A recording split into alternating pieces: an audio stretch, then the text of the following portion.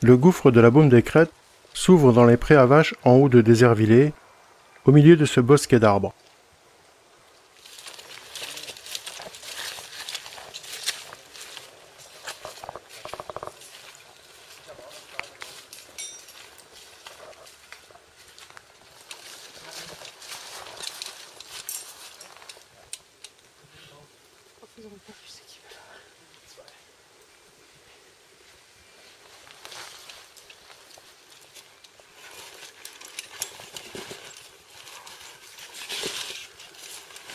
Cette cavité fait partie du réseau du Verneau, qui compte plus de 30 km de galeries topographiées pour 387 mètres de dénivelé.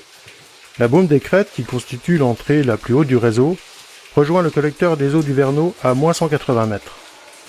Le gouffre débute par un beau puits de 40 mètres de profondeur que l'on descend soit depuis le haut du porche, soit en installant une vire acrobatique qui amène juste au-dessus du vide, de manière à descendre le puits sans que la corde ne vienne frotter dangereusement contre la roche.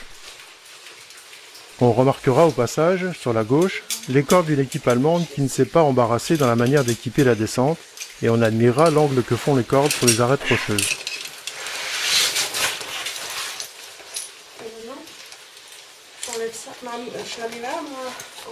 Oui. Après le délicat passage de la vire, on peut enfin apprécier la descente.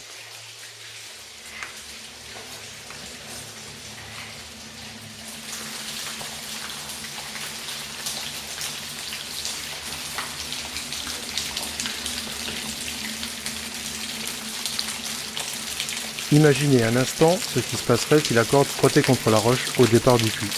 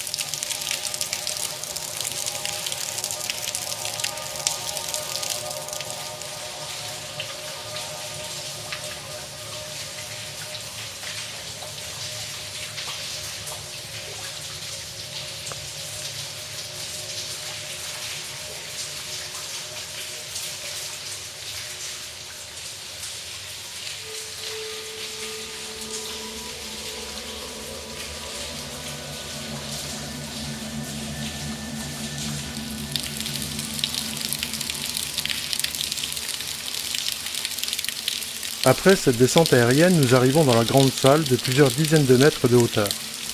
L'eau qui tombe du plafond a lentement façonné ces stalagmites, dont certaines rappellent des troncs de palmiers.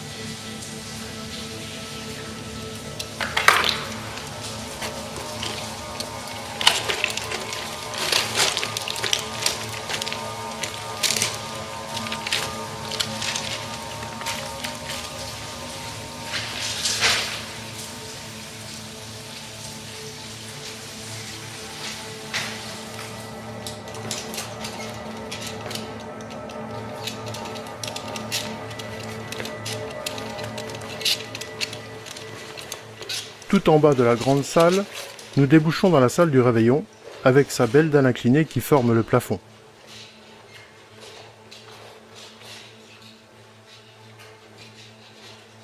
Au bout de la salle du réveillon, la suite est entre les blocs de pierre.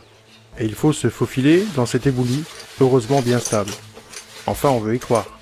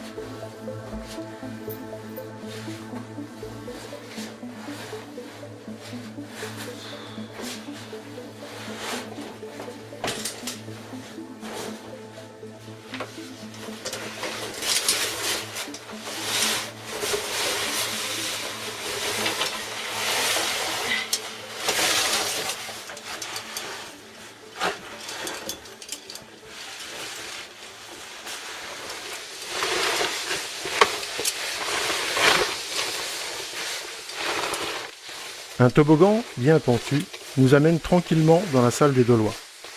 Sûr que la remontée de ce toboggan sera moins facile que sa descente.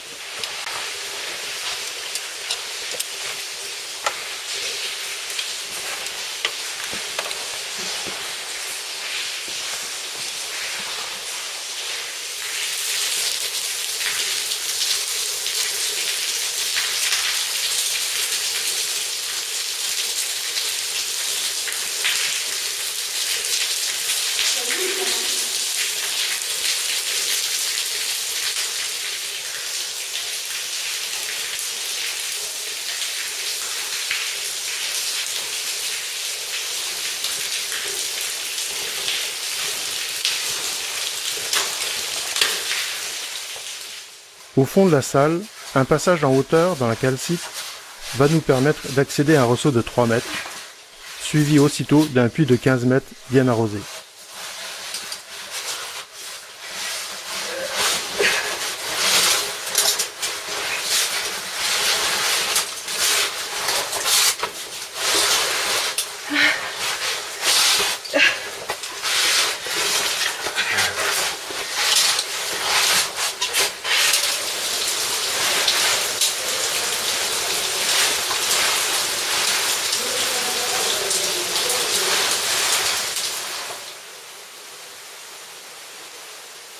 Dans le puits, nous rejoignons un petit cours d'eau qu'il faudra suivre pour accéder au collecteur du Verneau.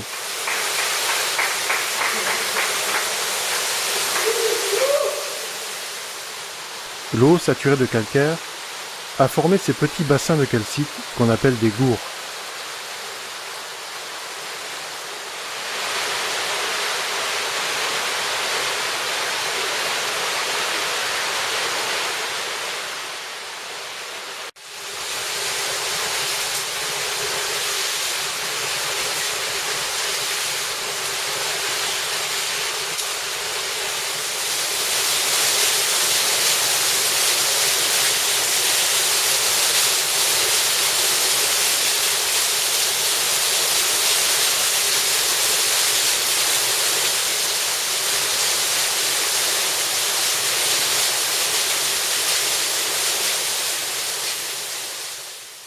Une verticale de 7 mètres nous fait prendre pied dans un méandre au fond duquel coule le ruisseau.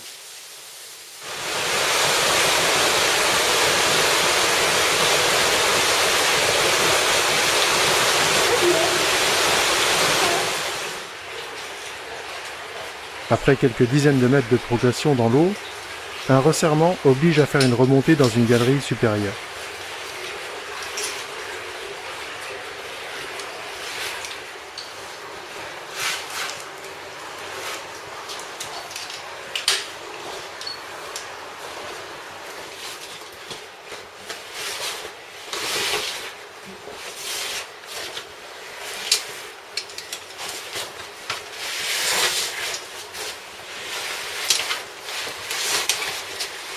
Après un court ramping, nous arrivons à la salle des Chinois.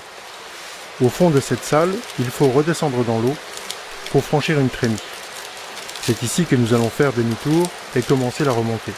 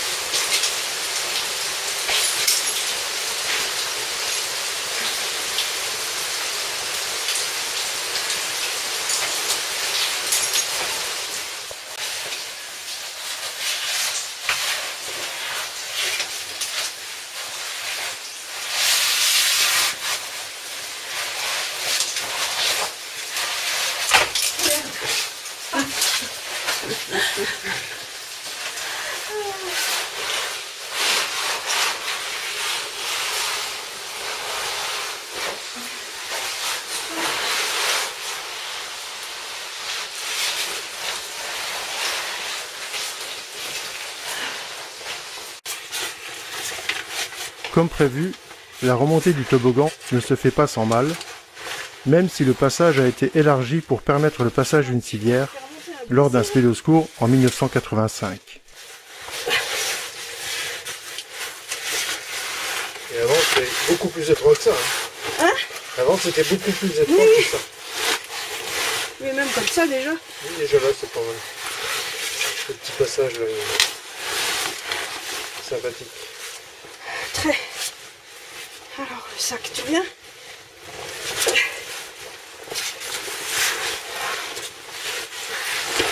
Et il ne coûte rien ces sacs. Hein. Je n'ai jamais vu un qui coûtait correctement. C'est le casque et pas la tête.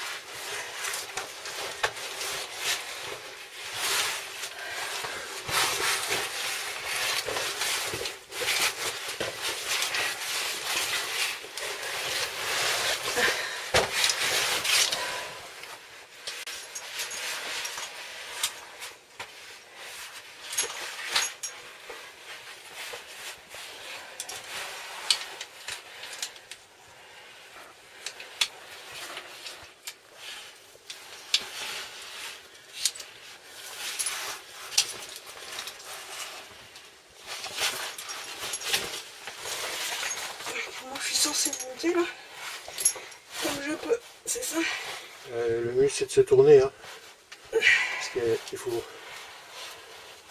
passer sur le dos et après lever les pieds en l'air pour appuyer sur les prises qu'il y a au plafond. Voilà.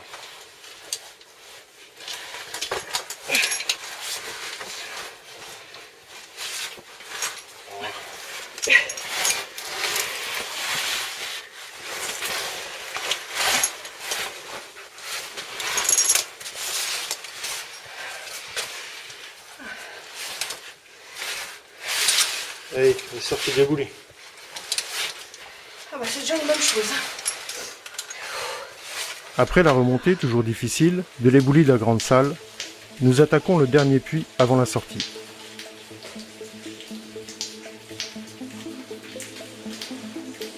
Doucement, hein. Oui, oui.